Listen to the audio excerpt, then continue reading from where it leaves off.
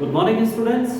आज हम दो रासायनिक अभिक्रियाओं की बात करेंगे, जिसमें से है एक कैनिज़ारो अभिक्रिया और एक है इलेक्ट्रॉन प्रतिस्थापन अभिक्रिया।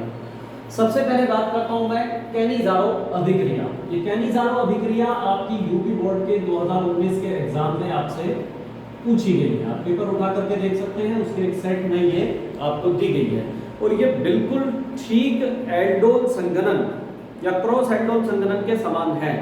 एक अंतर इन दोनों रासायनिक अभिक्रियाओं में है। एल्डोल और क्रॉस एल्डोल अभिक्रियाएं केवल वो एल्डिहाइड या कीटोन देते थे जिसमें कम से कम एक अल्फा हाइड्रोजन परमाणु उपस्थित होता था, लेकिन यहाँ कैनिज़ारो बिल्कुल जस्ट इसके अपोजिट है कि ऐसे एल्डिहाइड या ऐसे कीटोन जिसमें कोई भी अल्फा हाइड्रोजन परमाणु उपस्थित नहीं होता। फिर मैं रिपीट कर रहा हूं, ये बिल्कुल एल्डोल संघनन का उल्टा आप इसे कह सकते हो। मेथड, रिएक्शन लिखने का मेथड लगभग समान है, लेकिन जो टेक्निक कह सकते हैं वो बिल्कुल अपोजिट है। वो ये है कि कैनिज़ारो अभिक्रिया ऐसे एल्डिहाइड्स और ऐसे कीटोन ही उत्पन्न करते हैं जिसमें कोई भी अल्फा हाइड्रोजन परमाणु उपस्थित नहीं होता, जबकि एल्डोल अभिक्रियाएं जो थी वो केवल वही एल्डिहाइड्स और कीटोन देने में सक्षम थे जिसमें कम से कम एक अल्फा हाइड्रोजन परमाणु उपस्थित हो। तो यहाँ मैं कैनिज़ारो अभिक्रिया की बात कर रहा हूं, तो मुझे ऐसा एग्जाम्पल लेना होगा जिसमें ऐसे एल्डिहाइड्स और ऐसे कीटोन्स का एग्जाम्पल लेना होगा जिसमें कोई भी अल्फा हाइड्रोजन परमाणु उपस्थित ना हो। तो एक एग्जाम्पल के रूप में मैं लेता हूं यहां पर फॉर्मल्डिहाइड का एग्जाम्पल। फॉर्मल्डिहाइड यानी HCH डबल बॉन्ड O, ये कौन है? सामान्यतः अगर IUPAC नेम की बात करेंगे तो इसको हम क्या बोलते हैं? मैथेनल। और अगर सामान्य नाम की बात करेंगे तो सामान्य नाम क्या है इसका? फॉर्मल्डिहाइड। ठीक, तो वही जैसे पहले हमने एल्डोल संघनन में दो मॉलिक्यूल्स लिए थे, कि किसी प्रकार से यहाँ भी हमें क्या लेना है? दो ही मॉलिक्यूल्स लेने हैं अणु के। ठीक है, और जैसे वहां पर अभिक्रिया किसी तनु क्षार की उपस्थिति में संपन्न हुई थी, यहाँ पर हम जो प्रयोग में लाएंगे वो सांद्र क्षार लेंगे। तो हम यहाँ सांद्र KOH का प्रयोग या NaOH का प्रयोग भी कर सकते हैं। ठीक है, तो अब यहाँ देखेंगे कि केवल एक ही कार्बन है, तो चूंकि इसमें कोई अल्फा कार्बन नहीं है तो इसका मतलब इसमें कोई अल्फा हाइड्रोजन भी उपस्थित नहीं होगी। अभी ठीक इसी प्रकार का एक और एग्जांपल मैं ले सकता हूं। चलिए मैं एरोमेटिक वलय के साथ में लेता हूं आपकी बात। बेंजल्डिहाइड का एग्जांपल लेता हूं मैं, और मेरे पास यौगिक है एरोमेटिक वलय वाला बेंजल्डिहाइड यानी CHO। ये कौन है? Benzaldehyde C6H5CHO। Like as usual यहां भी इसके कितने मॉलिक्यूल्स लीजिएगा? दो मॉलिक्यूल्स लीजिएगा। ठीक, CHO। और जैसे कहा मैंने कहा सांद्र KOH से दिखा दो, यहां पर आप किससे दिखा सकते हो? सांद्र NaOH से। चाहे तो आप क्या ले सकते हैं? सांद्र KOH का भी प्रयोग कर सकते हैं। तो आप देखेंगे कि ये भी ऐसा कार्बन है जिसमें कोई अल्फा कार्बन उपस्थित नहीं है। ठीक, इसके साथ तो बेंजीन रिंग जुड़ा हुआ है, तो यहाँ पर इसको हम अल्फा कार्बन के रूप में इंक्लूड नहीं करेंगे। तो ऐसे एल्डिहाइड्स या ऐसे कीटोन जिसमें कोई अल्फा हाइड्रोजन परमाणु उपस्थित नहीं होता, वही कैनिज़ारो अभिक्रिया देते हैं। और संघनन के बाद वहां तो एल्डोल और कीटोन बनता था, यहाँ देखते हैं क्या बनता है। ध्यान देंगे, एक तो यहाँ से एक हाइड्रोजन यहाँ पर ट्रांसफर कर दी, तो ये क्या बन गया यहाँ पर? ठीक, C एक H एक H एक H, तीन H हो गए, दो ये एक इधर से ट्रांसफर होकर के आ गई। ठीक, तो हो गया CH3, एक O ये और एक हाइड्रोजन यहां से ले लेते हैं OH। तो ये यौगिक हमें प्राप्त हो गया जिसको हम क्या कह रहे हैं? CH3OH। ये क्या है? मैथिल अल्कोहल, या हम इसे IUPAC में क्या कहेंगे? मैथेनॉल। तो एक तो एल्कोहल आपको प्राप्त हुआ, दूसरा आपको क्या प्राप्त हुआ, देखिए यहाँ एक H शेष रह गया, HCOOK, ये और शेष बचा HC, है ना, डबल बॉन्ड O और OK। ये एक यौगिक आपने पढ़ा होगा फॉर्मिक एसिड। फॉर्मिक एसिड में रफ वर्क करके आपको दिखा रहा हूं, HCOOH, ये क्या है, फॉर्मिक एसिड है, ठीक है। तो फॉर्मिक एसिड में से हाइड्रोजन को रिप्लेस कर दो किससे, -H कर दो प्लस K से, तो क्या बन जाएगा HCOOK। तो ये फॉर्मिक अम्ल का पोटेशियम लवण है, जिसे हम क्या कहेंगे, पोटेशियम फॉर्मेट। तो हमें यौगिक प्राप्त हो गया पोटेशियम फॉर्मेट। लैंग्वेज भी मैं इसी आधार पर लिख सकता हूं यहीं से कि कैनी-एंजारो अभिक्रिया ऐसे एल्डिहाइड्स या ऐसे कीटोन्स उत्पन्न करते हैं जिसमें कोई भी अल्फा हाइड्रोजन परमाणु उपस्थित नहीं होता, ठीक। ऐसे एल्डिहाइड्स या ऐसे कीटोन सांद्र क्षार की उपस्थिति में, ठीक, अल्कोहल और फॉर्मिक एसिड के, यानी कार्बोक्सिलिक एसिड, HCOOH ग्रुप कौन सा है, कार्बोक्सिलिक एसिड। तो इस कैनी-ज़ेरो अभिक्रिया के फलस्वरूप एक तो अल्कोहल और एक आपका क्या बनता है, जो कार्बोक्सिलिक एसिड है उसका सोडियम या पोटेशियम लवण उत्पन्न होता है। तो ये इसकी लैंग्वेज भी कन्वर्ट हो जाएगी। इसी के बराबर में एक दूसरी अभिक्रिया और दे रखी है हमें, ये तो सेम इसी प्रकार से इसको भी करने की कोशिश करते हैं। देखिए बेंजीन रिंग झुकाते हो, इसमें तो कोई चेंज लाना नहीं है। और जैसे यहाँ CH है तो एक हाइड्रोजन हम बिल्कुल ऊपर की तरह देंगे तो CH2, एक हाइड्रोजन हम यहाँ से लेंगे OH, ठीक। तो हमारा यौगिक क्या बन गया, CH2OH। ये कौन है, बेंजीन एल्कोहल हमें प्राप्त हो गया, ठीक। एक एल्कोहल बना प्लस अभी ये वाला शेष बचा,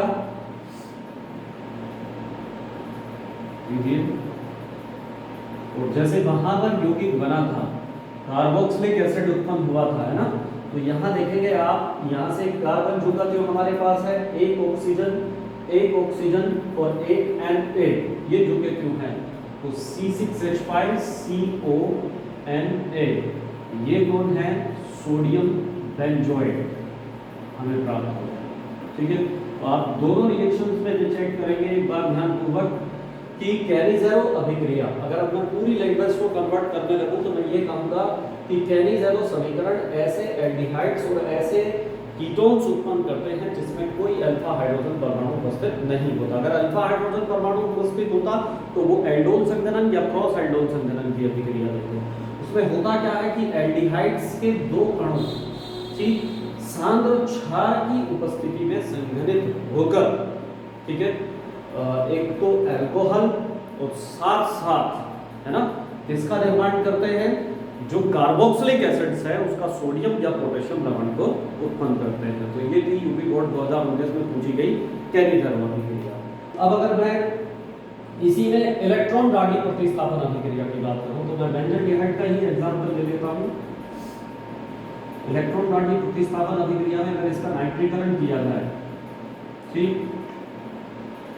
तो C6H5CHO, ये कौन है आपका, बेंजोएल्डिहाइड, ठीक है। इसका नाइट्रीकरण किया जाए, नाइट्रीकरण करने के लिए सांद्र HNO3 और इन प्रेजेंस ऑफ H2SO4 हम लेंगे, तो ये 273 से 283 केल्विन टेम्परेचर पर यह अभिक्रिया संपन्न होती है।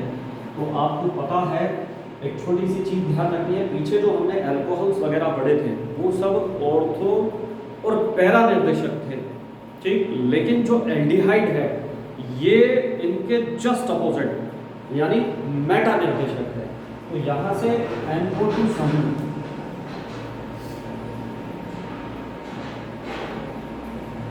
ये भी एक इंपॉर्टेंट पॉइंट है याद रखने के लिए, कहां पर आकर के जुड़ जाएगा, मेटा पोजीशन पर। तो आपको पता है ये ऑर्थो, ये मेटा, ठीक। तो ये बन गया हमारा मेटा नाइट्रो, ठीक है, बेंजोएल्डिहाइड।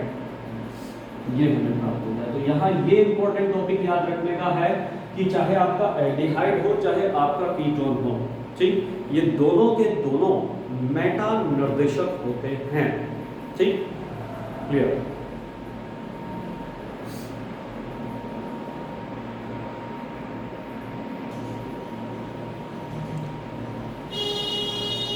इलेक्ट्रॉन रागी अभिक्रियाओं के पश्चात जो आपने अभी कैनिज़ारो अभिक्रिया पढ़ी थी और एक और अभिक्रिया पढ़ी थी, उसके पश्चात हम आगे बढ़ते हैं। पेज नंबर 388 पर एक पार्ट में प्रश्न आपको दिया गया है, ठीक है। क्वेश्चन बड़े ध्यानपूर्वक समझना है, बड़ा ही अच्छा क्वेश्चन है, आपको छोटे छोटे पॉइंट्स आपको ध्यान में रखने होंगे। काफी हद तक मैंने इसको पूरा का पूरा बोर्ड पर सोल्व कर दिया ताकि आपके टाइम की बचत हो सके, ठीक। क्वेश्चन क्या है, ये कह रहा है कि निम्नलिखित यौगिकों को, ये 4 यौगिक आपको दिए गए हैं, कैथेनल है, एक प्रोपेनल है, एक प्रोपेनॉन है, एक ब्यूटेनॉन है। तो इन यौगिकों को नाभिक रागी यौगिक अभिक्रियाओं में उनकी बढ़ती हुई अभिक्रियाशीलता के क्रम में रखना है। देखिए सबसे पहले आपको नाभिक रागी यौगिक अभिक्रियाएं पढ़ी होगी आपने, तो वहां एक पॉइंट पढ़ा होगा और वो पॉइंट ये था कि जो एल्डिहाइड होते हैं वो कीटोनों की अपेक्षा अधिक शीघ्रता से नाभिक रागी यौगिक अभिक्रियाओं को उत्पन्न करते हैं, एक पॉइंट। तो ये पॉइंट आपको ध्यान में रखना है।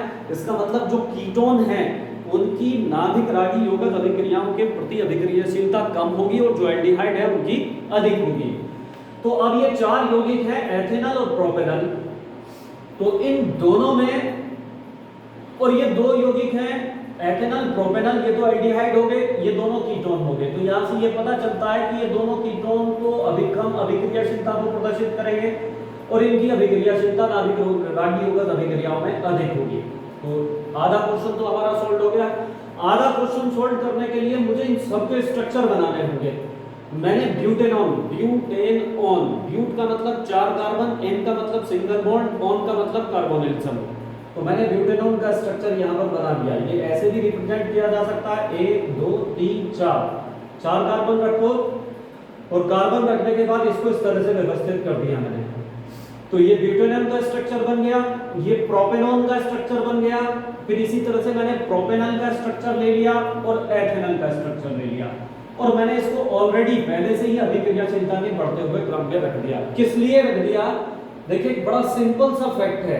मैंने आपको बताया था कि जो कीटोन्स हैं, है ना, उनकी अभिक्रियाशीलता नाभिक रागी यौगिक अभिक्रियाओं के प्रति अभिक्रियाशीलता कम होगी। तो इसका मतलब ये दोनों पहले आएंगे। अब ये वाला पहले आएगा या ये वाला पहले आएगा, अब इन दोनों के बीच में कंपेयर करनी पड़ेगी। तो आप यहाँ देखेंगे कि नाभिक रागी यौगिक अभिक्रियाओं में जब नाभिक रागी इस कार्बन पर आक्रमण करता है तो यहाँ पर CH3 और यहाँ पर CH3 CH2 यानी C2H5 दो स्थूल समूह हैं, ठीक। और आपने पढ़ा है, मुझे याद है कि स्थूल समूहों की उपस्थिति नाभिक रागी यौगिक अभिक्रियाओं की अभिक्रियाशीलता को कम कर देती है। जबकि यहाँ पर CH3 और CH3 इसकी कंपेयर में ये C2H5 है, तो ये कम स्थूल है, इसलिए ये अधिक अभिक्रियाशील होगा। अब इन दोनों की सेम इसी प्रकार से आप कंपेयर कर सकते हैं। एल्डिहाइड तो बाद में आने ही थे, लेकिन पहले प्रोपेनल आएगा या एथेनल आएगा, तो ये इसको देख करके आप कंपेयर कर सकते हैं स्ट्रक्चर को। यहाँ CH3 CH2 ये एक बड़ा स्थूल समूह है किसकी तुलना में? CH3 की तुलना में, ठीक है। तो ये अधिक व्यवधान उत्पन्न करेगा और ये कम व्यवधान उत्पन्न करेगा। जब कम व्यवधान उत्पन्न होगा तो वो नाभिक रागी यौगिक अभिक्रियाओं को उसकी अभिक्रियाशीलता अधिक होगी। तो ये 2 पॉइंट्स आपको ध्यान में रखने हैं। नंबर 1, इनके जो 3 डायमेंशन स्ट्रक्चर्स हैं, इनके जो त्रिविम संरचना है वो आपको बना लेनी है, पहली बात।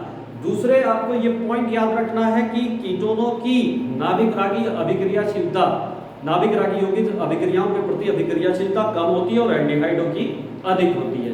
फिर जब 2 समान यौगिक आ जाए, जैसे 2 कीटोन आ गए, 2 एल्डिहाइड आ गए, तो आपको कंपेयर करना है स्थूल समूह की उपस्थिति पर। जिसमें स्थूल समूह बड़ा होगा वो कम अभिक्रियाशील होगा, जिसमें छोटा होगा वो अधिक अभिक्रियाशील होगा। तो इस क्रम के आधार पर इस क्वेश्चन को आप आसानी से सॉल्व कर पाएंगे।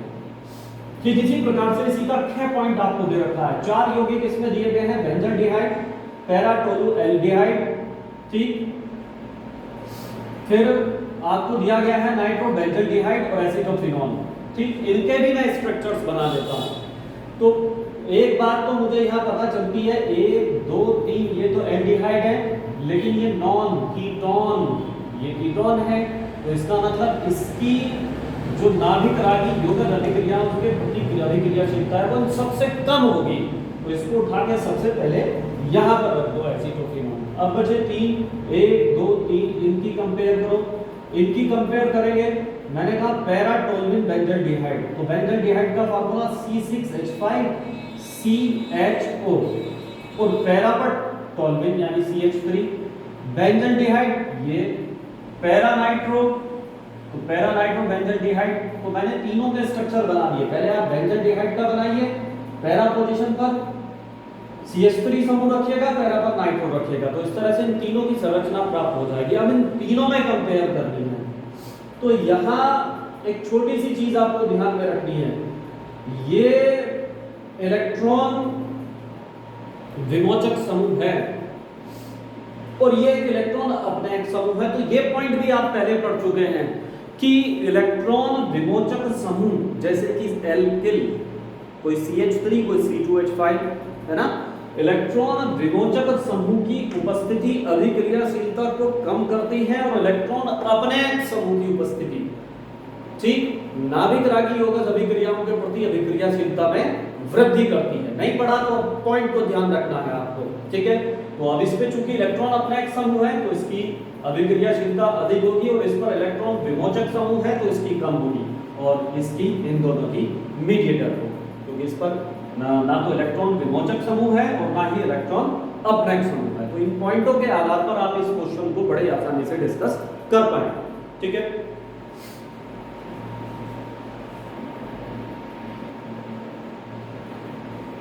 पेज नंबर 388 पर, ठीक है, पेज नंबर 388 पर एक और क्वेश्चन आपको दिया गया है 12.5, है ना, और उसमें कहा कि ये अभिकारक हैं, इनसे बनने वाले उत्पादों की संरचना आपको बनानी है। तो स्टूडेंट्स ये भी आपकी पिछली प्रैक्टिस पर आधारित है। मैंने कार्बोनिल समूह की अमोनिया और उसके व्युत्पन्नों से अभिक्रिया की एक बहुत बड़ी टेबल आपको कराई थी, फिर भी मैं रिमाइंड करा रहा हूं आपको, और वो कुछ इस प्रकार थी। ये इसी मूल समीकरण पर आधारित होगी कि ये कार्बोनिल समूह है, चाहे उसमें आपका कीटोन हो चाहे वो एल्डिहाइड हो, ठीक, इसकी अमोनिया या इसका व्युत्पन्न, एक एग्जांपल लिया था हमने H2NZ का एग्जांपल लिया था। तो इनसे जब रासायनिक अभिक्रिया कराई थी तो ये H2O बाहर निकला था, आपको ध्यान आया होगा, ठीक, और यौगिक जो शेष बचा था वो C+N और प्लस H2। तो ये एक जर्नल समीकरण थी, उस पर हमने 10 से 12 आई थिंक 7 इक्वेशंस थी, 7 इक्वेशंस पर हमने प्रैक्टिस की थी। उसी जर्नल समीकरण पर आधारित ये 4 एग्जांपल आपको दिए गए हैं। तो इट्स वेरी सिंपल, देखिएगा ये H2 ये O, H2O के रूप में बाहर निकाल देना है, और बाकी जो कुछ भी संरचना आपको दे रखी है आपको विदाउट एनी स्ट्रेस यहाँ डबल बॉन्ड लगाइए, NOH जोड़ दीजिएगा, ठीक, और प्लस H2O हो गया कंप्लीट। इसी प्रकार से यहाँ पर आइए H2 और O, ठीक है, इसे डबल बॉन्ड ना समझ लेना, तो मैं इसको हटा ही दे रहा हूँ यहाँ से, H2 और ये O, ठीक। तो आपका बाकी से उसी प्रकार से आपको जोड़ देना है स्ट्रक्चर, चाहे जो भी हो, डबल बॉन्ड, यहाँ क्या गया H2O तो निकल गया N, ठीक, NH, और इसके बाद का जो का जो स्ट्रक्चर आपको कंप्लीट करना है। तो एक तरह से जो आपने पीछे इक्वेशंस पढ़ी हैं उन्हीं की प्रैक्टिस करने के लिए फिर से आपको वापस रिपीट करने के दिया गया, ठीक, ये और प्लस H2O, ठीक। इसी प्रकार से यहाँ भी देखेंगे आप, ये H2 ये O, है ना। अब की बार ये मत समझना कि डबल बॉन्ड नहीं लगाया, आप लगा सकते हैं स्वयं भी। बाकी यौगिक शेष क्या बचा, CH डबल बॉन्ड CH, आपको स्ट्रेस नहीं लेनी है किसी तरह की CH, ठीक, और यहाँ डबल बॉन्ड आना ही था, है ना। Double bond N. आप मूल समीकरण में देख लीजिएगा, क्योंकि नाइट्रोजन की 3 संयोजकता होती है, उसको सेटिस्फाइड करना होता है।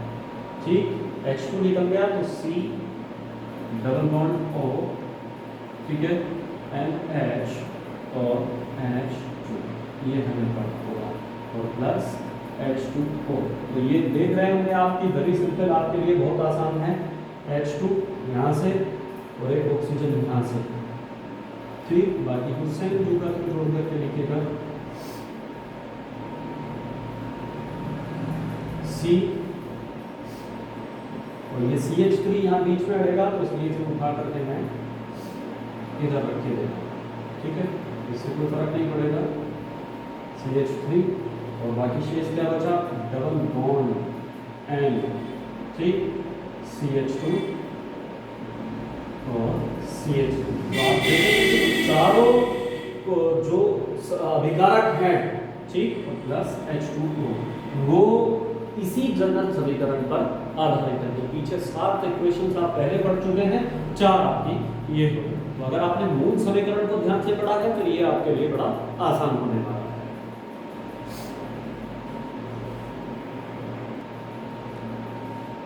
एल्डिहाइड एवं कीटोनों के समापन की ओर चलते हुए अब मैं इसके कुछ इंपॉर्टेंट उपयोग, वैसे तो उपयोग ऐसी चीज होती है कि आप जो आपको एनसीईआरटी के बुक्स में दिए गए होते हैं, मेरी राय में आपको उनको सबको पढ़ लेना चाहिए, ठीक है। तो इससे क्या है कि आपके जनरल नॉलेज में वृद्धि होती है।